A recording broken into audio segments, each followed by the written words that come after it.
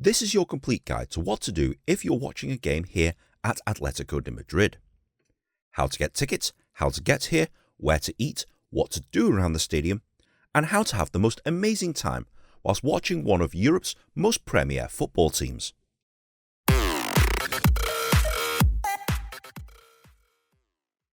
Atletico de Madrid. Whilst they're not as famous or as successful as their city rivals, they certainly are an excellent football team in their own right. Due to their recent successes, they've attracted a lot of new fans worldwide, and many people around the world want to come to Atletico de Madrid but don't know how. So this video tells you exactly how to do that, from how to buy tickets to actually entering the stadium. Okay, first things first, you're going to need some tickets. The easiest way is to go to the Atletico de Madrid website, go on their tickets page, and literally select the game you want. It will pull up a map, and each section is individually priced. So all you have to do is select your seat, pay for it, and basically that's it. It's literally that straightforward. If the website says that the game is sold out, take your chances at the Atletico de Madrid tickets office, located on the south side of the stadium. There's many different ways to get here to the Estadio Metropolitano, but by far the easiest and quickest is to use the Madrid Metro. You'll need to get off at a stop called Estadio Metropolitano, and this will take you literally outside of the stadium. Alternatively, you could use Las Musas or Las Rosas metro stations, but given that Estadio Metropolitano station will literally drop you outside of the stadium, I don't see why you would use the other two metro stations. Alternatively, you could use buses and taxis, but the metro is by far the easiest method. So now that you're here, what's there to do outside of the stadium? Well, the first thing you'll notice is the many street sellers trying to sell you inauthentic merchandise. You can buy that of course, but I recommend that you go into the official Atletico de Madrid shop. You can buy lots of authentic merchandise in here. Yes, it's a little bit more expensive than the street sellers, but definitely worth the extra money. Believe it or not, there's actually two locations where you can buy Atletico de Madrid merch. As mentioned earlier, if you don't have tickets yet, feel free to go to the tickets office, which is located here, and if you're stuck for some reason, the information office is literally located here. But if you've got a bit of spare time to kill, have a walk around the upper concourse. There's plenty of cool things to do and see outside of the stadium. First things first, the famous statue of their club legend, Luis Aragonés, this giant Atleti sign, which provides some excellent photo and video opportunities, particularly at night. There's also a similar side on the opposite side with their club slogan. And when you're walking around, you'll notice things like the luggage store, just in case you've bought some luggage that you need to store away. There's plenty of toilets around, so you won't pee your pants whilst walking around the stadium. There's a giant plane and a replica of the statue of the bear in the strawberry tree. This famous statue, of course, is in the centre of Madrid and is technically part of the club's logo. But overall, especially at night, it's actually quite a nice stadium to walk around and stretch your legs before the game. Right, so you're probably getting quite hungry. Fortunately for you, there's many different eating options that are located around the stadium. From sit-down restaurants to street food and everything in between. If you want to hang out where the ultras sit, they usually congregate around here.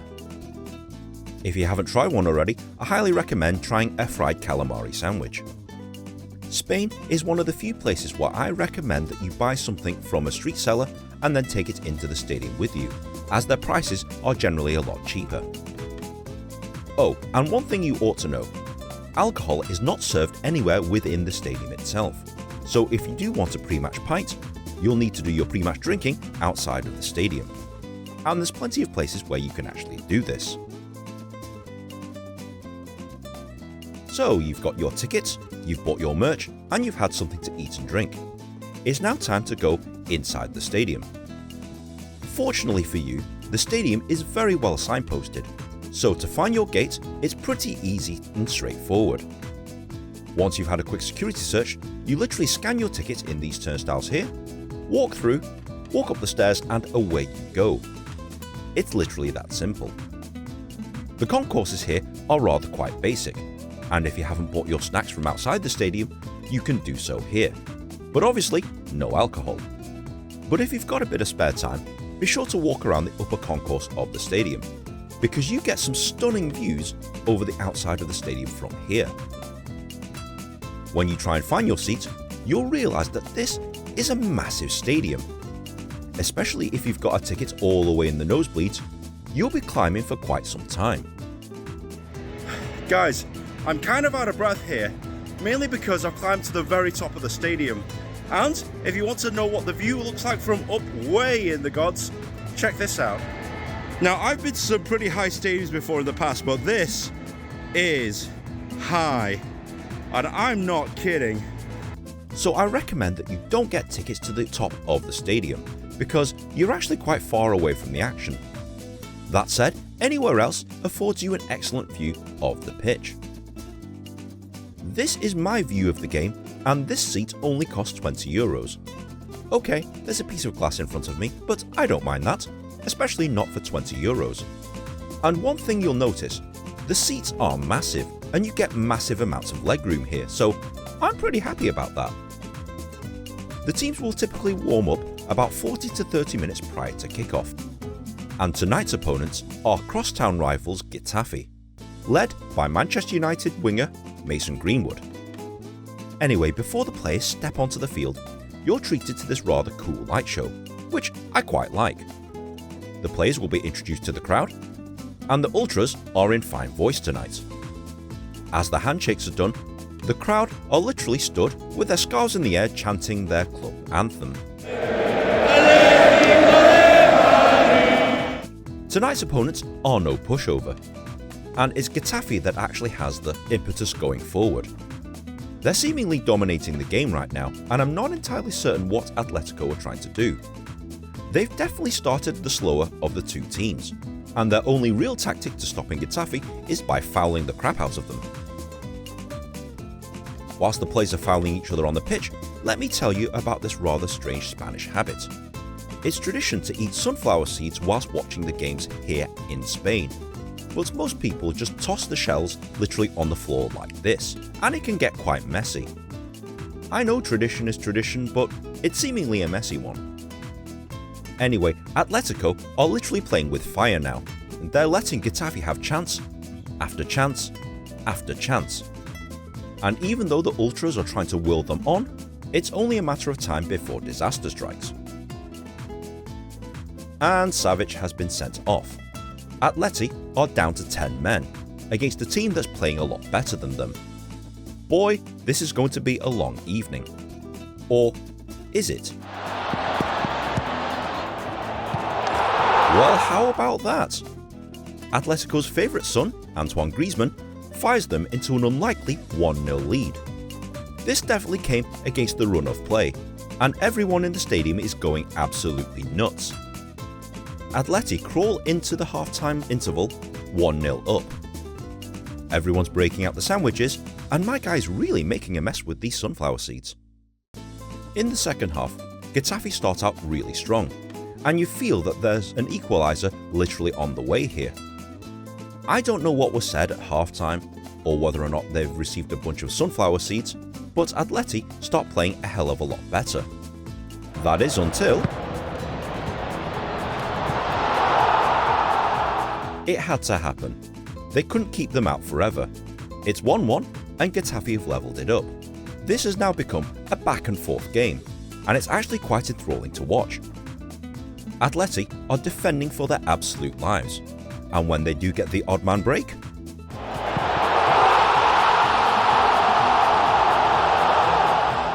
and there it is, Alvaro Morata giving them an unlikely 2-1 lead. And wait a minute, what's happened here? Literally minutes later, it's a penalty. Guess who Atletico have lined up to take the shot? Yep, it's their favourite son, Antoine Griezmann. He slots it home, and Atleti look like they're absolutely running away with it at 3-1. The atmosphere in the stadium is rather quite jovial. The fans are loud here, and even up here in the nosebleeds, this is my €20 ticket, everyone is clapping and cheering and singing. It's actually quite a nice experience. At 3-1 up, the Ultras are running away? This is one of their oddball celebrations where they all start walking towards one end of the stadium and then they all start walking towards the other. It appears that they're all walking towards the job centre or something, I don't know, but it's actually quite funny to watch. Complete with the fact that there's a light show going on when they score, it's a really nice atmosphere. If you do come here to Atletico de Madrid, you'll have an amazing time here. All Atletico have to do is keep them out for another 10 minutes. And even though Getafe keeps banging on the door, Atleti seems to be defending really well. But there's one thing you need to know about Atletico de Madrid. They're known as the Cursed Ones. On more than one occasion, they've been known to snatch defeat from the jaws of victory. And within the space of 4 crazy minutes, Oscar Rodriguez manages to get one back for Getafe in the 89th minute, 3-2 Atletico. And literally minutes later, they concede a penalty, which is duly slotted away by the first goal scorer, Borja Mayoral. It's now 3-3 within the space of 4 minutes, and Getafe, with the last kick of the game, could have actually won it. Final score, Atletico de Madrid 3, Getafe 3. This is definitely one that Atletico has thrown away. But that doesn't detract from the fact that you'll have an amazing time here in the Estadio Metropolitano, especially if you get a game with a lot of goals like this one. Right, game's over, time to get the hell out of here. There's a mad dash to the metro station. Fortunately for me, it was a little quiet when I got here, and I managed to get a seat. But most of the time you'll be crammed in like a sardine, so please bear that in mind when you're leaving the stadium. Okay Nin, I'm sold. What do I need to do? Well, you need to come here to the home of Atletico de Madrid, aka the Estadio Metropolitano. It's pretty easy to find, it's on the east side of Madrid city centre, and to get here, you'll just need to take the metro line. It has its own metro station, so that's the easiest one. There are other metro stations that you can use, but the one that's attached to the stadium is the easiest of them all. To buy tickets, simply go on the website, which I'll leave on the screen here, and if you don't have any luck with that, you can always try the ticket office on site. The cost of tickets, they range from anywhere between €20 and about €85. I paid €20 for mine, and I was pretty happy with the view. Is there anything else I need to know? Yes. As you can see from this stadium right here, it's absolutely massive. You'll be doing a hell of a lot of walking. I urge you to come here early and familiarise yourself with the stadium before you go inside. Also, when you're leaving the match, it can get awfully crowded, especially if you're using the metro to get home. So please be patient and please understand that it might take you a while to leave the stadium. But other than that guys, a match day experience here at Atletico de Madrid definitely comes highly recommended. And if you are coming to Madrid on a holiday or a trip, be sure to check out my Madrid City Guide here, or if you want to see the other football team in Madrid, check out my match day guide there, and check out the stadium tours here and here. But other than that, if you have enjoyed this episode, please be sure to like, share and subscribe. Comment on that comment section below, and if you've got any other bucket list ideas, you know what to do, tweet them at me. If I get enough suggestions, I'll go ahead and do that. But guys, thanks very much for watching, and we'll see you in the next episode. Shall we go inside?